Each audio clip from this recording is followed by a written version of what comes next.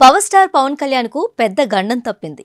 అన్నయ్య ఈసారి కూడా ఓడిపోక తప్పదా అని డౌట్ పడుతున్న జన సైనికులు హమ్మయ్య అని ఊపిరి పీల్చుకుంటున్నారు.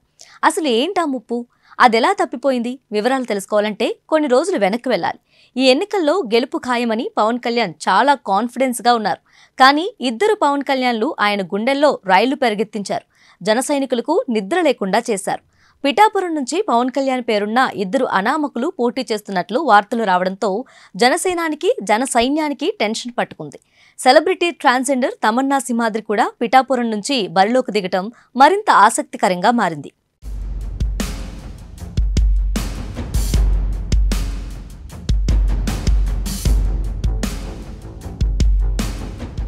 గురువారం నామినేషన్లు ముగిశాక మీడియాలో ఓ మోడల్ బ్యాలెట్ ఫోటో చక్కర్లు కొట్టడంతో జన సైనికులు హడలిపోయారు.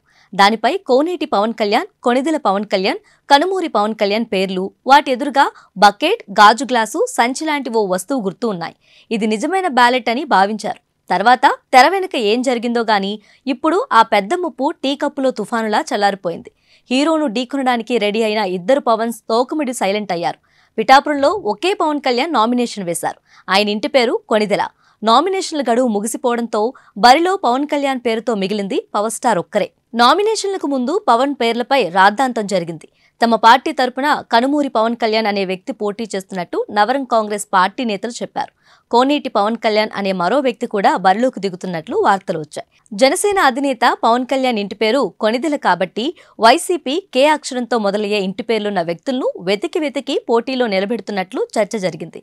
నవరం కాంగ్రెస్ గుర్తు బకెట్ కావడంతో జనసేన మరింత టెన్షన్ పడింది. అది తమ పార్టీ గుర్తైన గాజు గ్లాసుకు దగ్గరగా ఉండడంతో తమకు పడాల్సిన ఓట్లు దానికి పడతాయని వాపోయింది. జనసేన పోటీ చేసే స్థానాల్లో తాము పోటీ చేయొద్దని పవన్ కళ్యాణ్, నాదెండ్ల భాస్కర్ బెదిరించారని నవరం కాంగ్రెస్ జాతీయ అధ్యక్షుడు షేక్ జలీల్ ఖాన్ ఆరోపించారు. పోటీ నుంచి తప్పుకుంటే 5 కోట్లు ఇస్తామని చెప్పారన్నారు. జనసేన ఎంపీ అభ్యర్థి వల్లభనేని బాలశౌరి తన తలకు తుపాకీ గురిపెట్టాడని సంచలన ఆరోపణ చేశారు.